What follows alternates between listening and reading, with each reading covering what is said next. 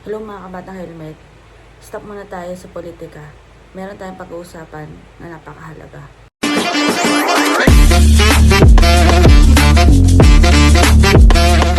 So, usap-usapan ngayon sa social media ang naghihinagpis na ina ni Baterbonia. Si Baterbonia nga po ay ang student player po ng Ateneo. Pero grabe mga kabatang helmet, hanggang ngayon, naghahanap pa rin sila ng kasagutan kung paano at bakit ito namatay. Daming mga spekulasyon pero hanggang ngayon wala pa rin kalinawan kung ano talagang totoong nangyari. May napanood na rin ako yung vlog po ni Tito Ed Caluwag, hinggil nga dyan. At ito ang lumalaganap ngayon sa social media. Salamat sa tananak! Salamat sa kaayo mo! Salamat sa pagtabang mo! Salamat sa tananak! Basta ini, inghatod nila doon!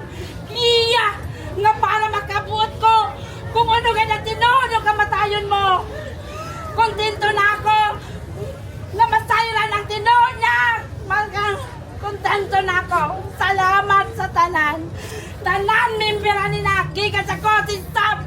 Mga member! Tananak! Ayaw makatogamit na sila mo itong kagala ko tinod! Tinod!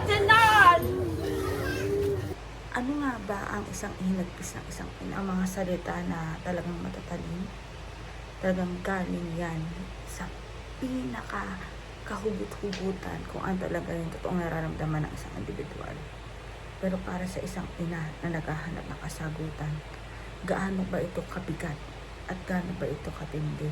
Comment down below nyo mga kabata helmet kung kayo ba ay naniniwala sa bulong, sa palipad hangin, sa pagsusumpa, sa mga salitang binibitiwan na may puot, naghahanap ng kasagutan at ng hinagpis. Lalo na kapag ito'y binabanggit at inuusal sa mga mahal natin sa buhay na mayapa na. Sa mga hindi pa nakasubscribe dyan, click na yung subscribe button, mag-like, mag-share at mag-comment na rin kayo para malaman yung kasagutan.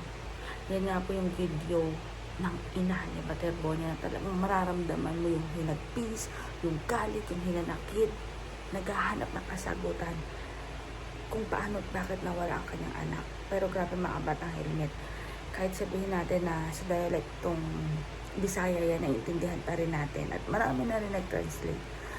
Grabe, iba yung pakiramdam eh. Andun yung kilapot. Ay, may ibang pakiramdam. Habang pinapanood ko yung video na yan, talagang akala ko sa mga movies, sa mga palabas ko lang mararamdaman yung ganun may intense na kilabot. Pero grabe sa totoong buhay mga kabatang helmet, iba talaga. Ang dasal na lang natin ay magkaroon sana talaga ng kaliwanagan, kasagutan kung ano talagang totoong nangyari para mabigyan ng hustisya kung ano talagang nangyari dyan sa mga nasawi dyan nga sa practice ng Ateneo basketball team. Sa mga kabatang helmet, comment din ako ano masasabi dyan. Pero ako talaga kinilabutan ako.